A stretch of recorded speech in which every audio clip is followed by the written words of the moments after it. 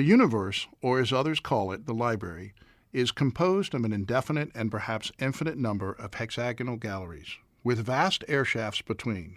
From any of the hexagons, you can see interminably the upper and lower floors. Each gallery has 20 bookcases, 5 per side, with 2 open sides. One of these looks down into the air shafts. The other leads to a narrow hallway that takes you to the next gallery, which is identical to the one you just left. In this hallway is also a spiral staircase that extends infinitely upward and downward, allowing you to move from floor to floor. The library is a sphere whose exact center is any one of the hexagons and whose circumference is inaccessible. On each shelf of the 5 shelves on each of the hexagon's walls, there are 35 books of uniform format.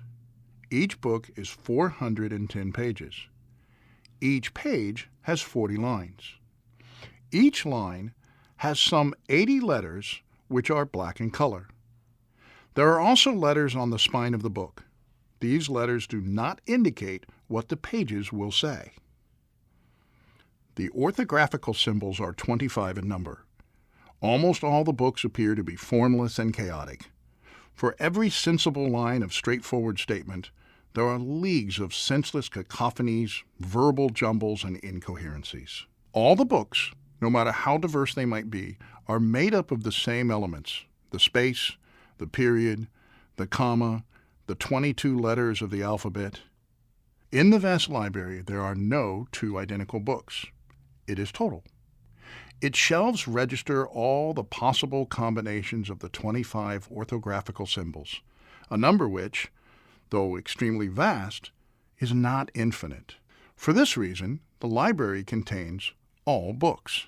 In its seemingly endless stacks of books that appear to have no meaning, the library yet contains every book ever written, or that could be written.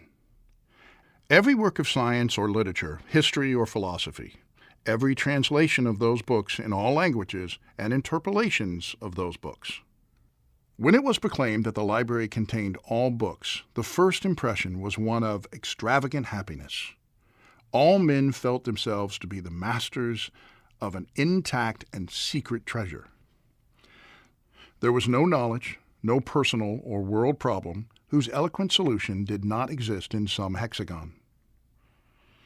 For 4 centuries now, men have exhausted the hexagons. There are official searchers, inquisitors. I have seen them in the performance of their function. They always arrive extremely tired from their journeys. Sometimes they pick up the nearest volume and leaf through it, looking for infamous words. Obviously, no one expects to discover anything.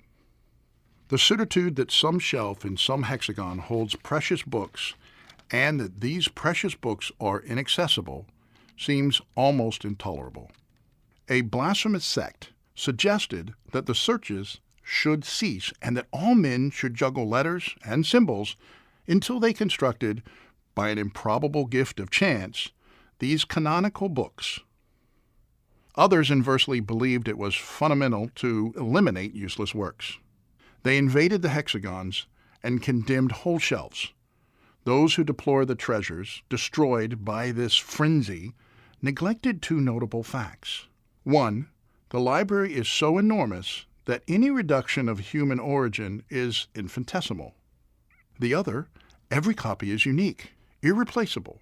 The impious maintain that nonsense is normal in the library, and that reasonable, even humble and pure coherence is an almost miraculous exception. In truth, the library includes all verbal structures, all variations permitted by 25 orthographical symbols, but not a single example of absolute nonsense. Phrases, at first glance incoherent, can no doubt be justified in a cryptographical or allegorical manner. Characters cannot be combined which, in one of the library's secret tongues, do not contain a terrible meaning. No one can articulate a syllable which is not filled with tenderness and fear, which is not, in one of these languages, the powerful name of a god. I suspect that the human species is about to be extinguished, but the library will endure. Illuminated, solitary, infinite, perfectly motionless, equipped with precious volumes, useless, incorruptible, secret. I have spoken the word infinite. I say that it is not illogical to think that the world is infinite. The library is unlimited and cyclical. If an eternal traveler were to cross it in any direction, after centuries, he would see that the same volumes were repeated in the same disorder, which, thus repeated, would be an order, the order. My solitude is gladdened by this elegant hope.